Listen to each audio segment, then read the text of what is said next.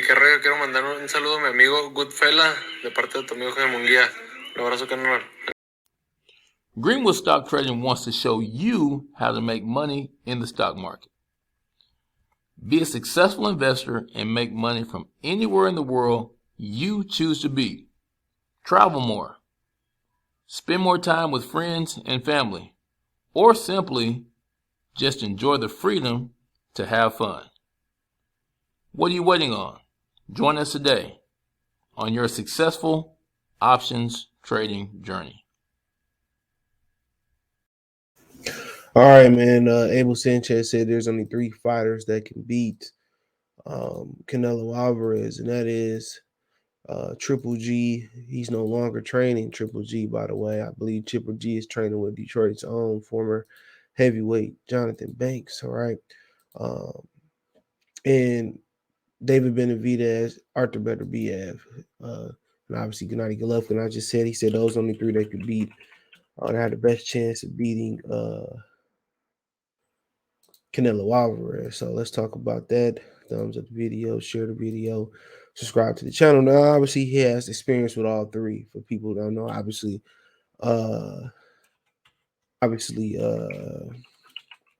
he trained Triple G. You know, they studied and trained in the camp for Canelo for 2 times, and he also had David Benavidez in camp, which he gave David Benavidez. You know, the highest praise. As far as, you know, he said he's the absolute truth. You know what I'm saying? He said he gave Gennady Golovkin some good work. It was some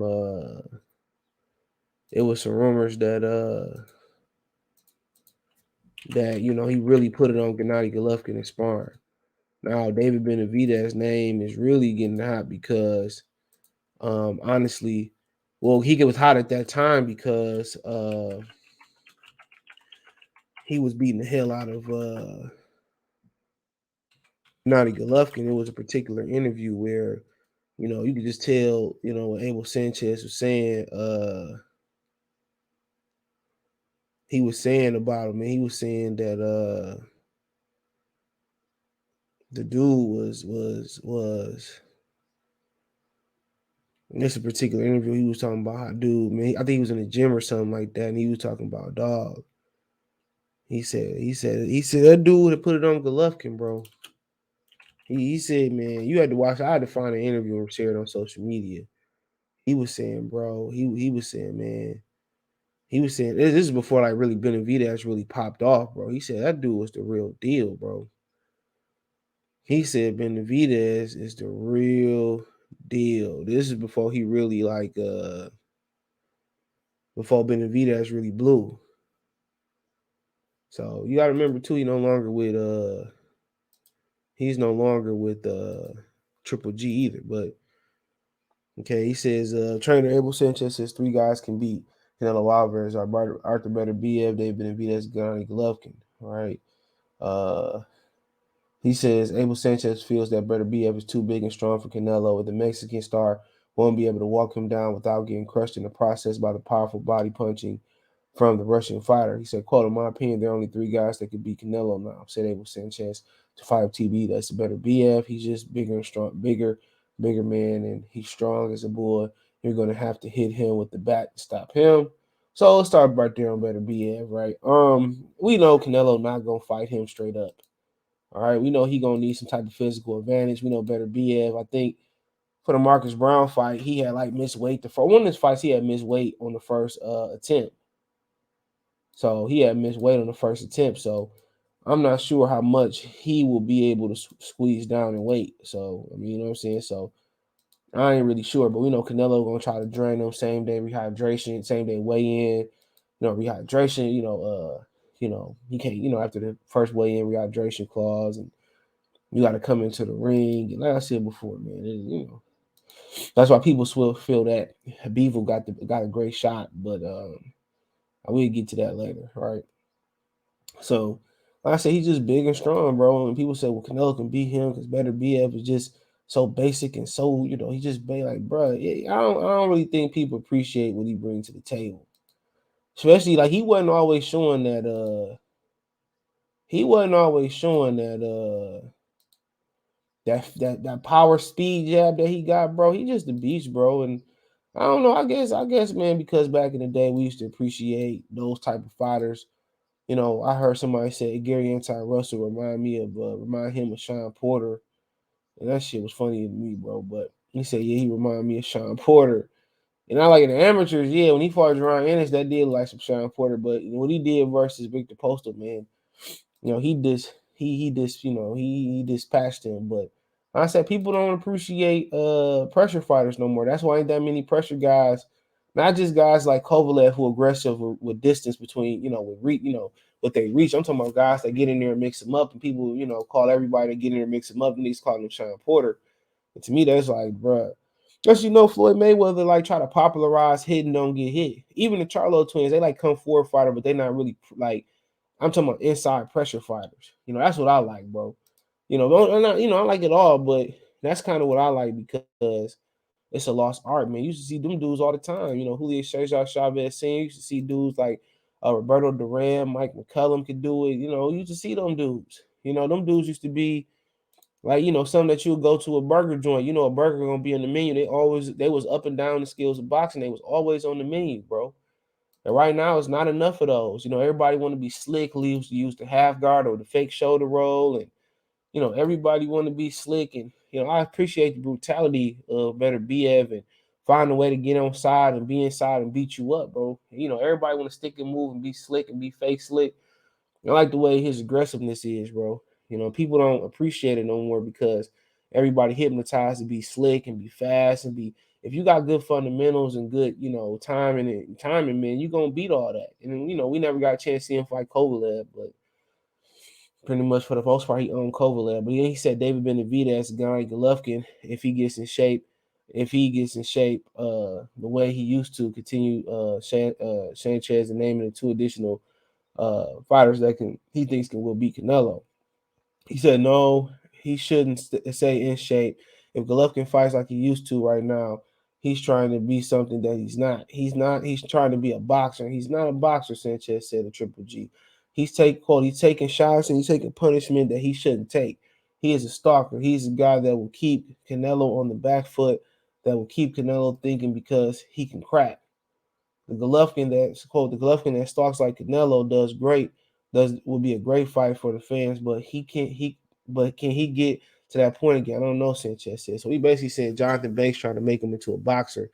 And he kind of is, bro. And he in the back leg of his career, but maybe they trying to save some additional maybe they trying to save some additional miles on the thermometer, but if you felt that we all really felt that he won, or some people felt that he won the second fight, why would change anything? Jonathan Banks trying to have him fight with a rhythm, trying to, kind of get him the box.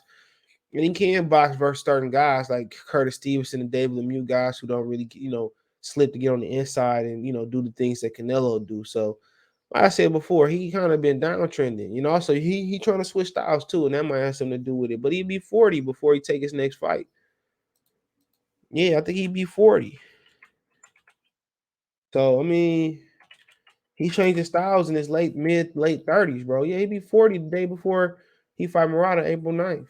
So he got 3 fights April 9th. You got Triple G Murata, Ryan Garcia, Tago, both on his own, and then you got Fondor taking on Erickson Lubin on Showtime with I think the other fight is Tony Harrison and Sergio Garcia, and also Jerron Ennis and Custio Clayton. So I mean, that is what it is. He really didn't elaborate on David Benavidez, um, but I mean, at the end of the day, bro, what make me more of a believer of Benavidez now is the way that Jermell Charlo was talking about Benavidez. He said that I never met the guy, but you see people that that stand next to him, and Jermell Charlo said he need to be a cruiserweight.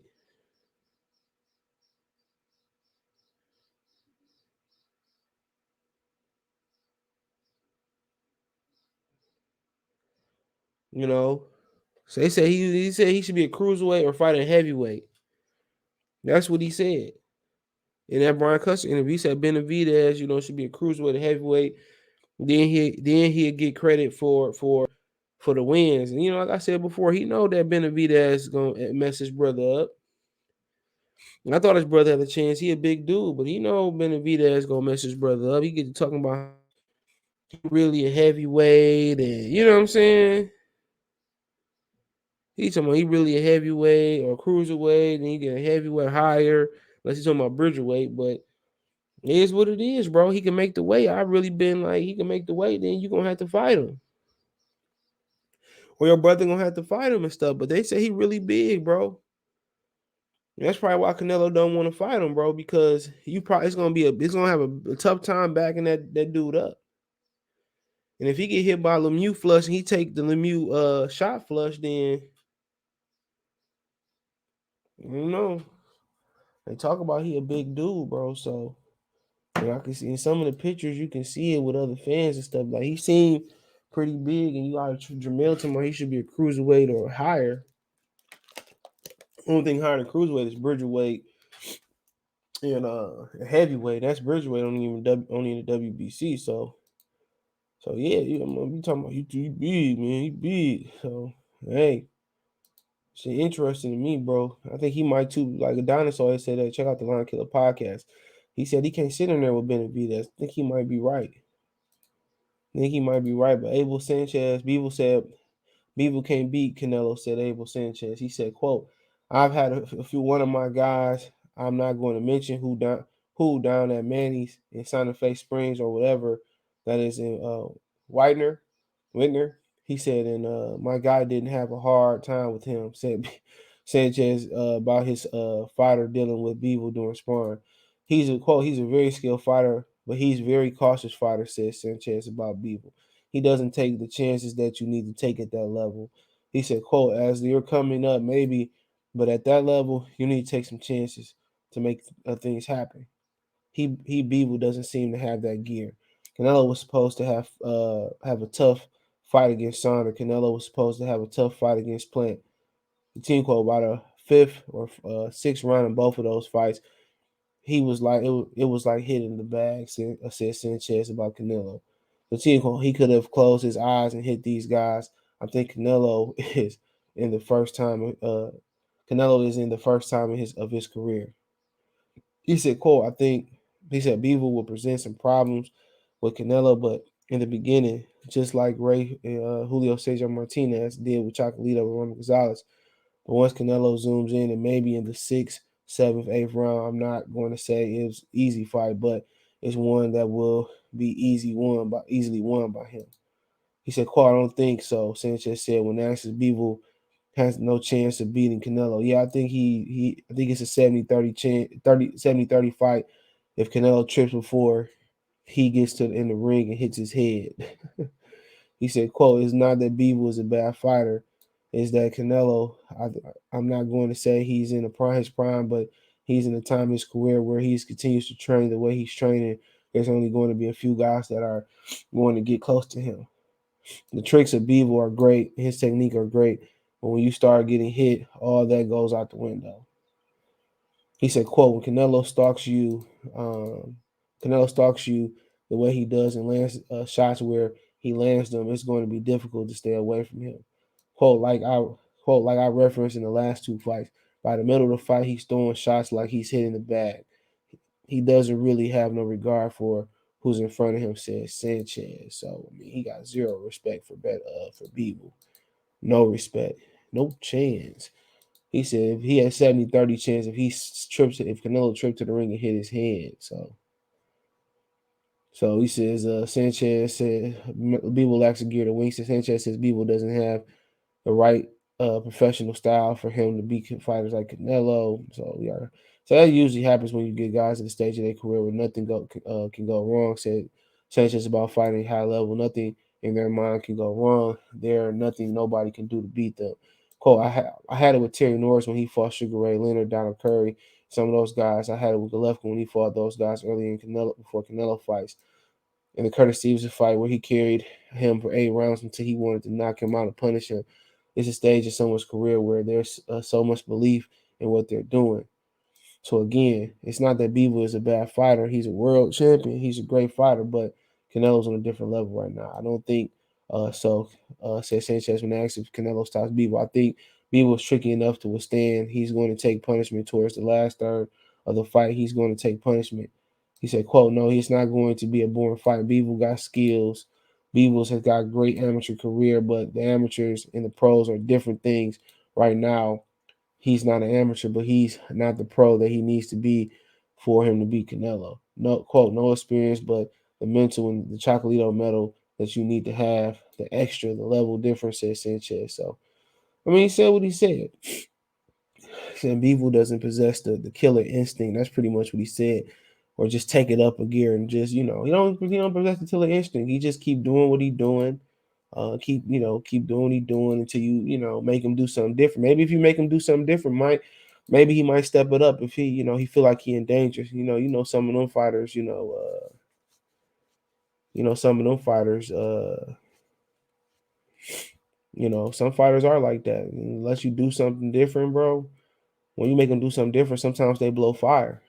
Some people keep doing the same thing until you park them. So I mean, we'll see, man. But I pretty much agree with what he's saying. The B will have a trick up a sleeve. It's time to pull it out now. But it is what it is. Check out the Boxers playlist. Thumbs up the video. Share the video. Subscribe to the channel.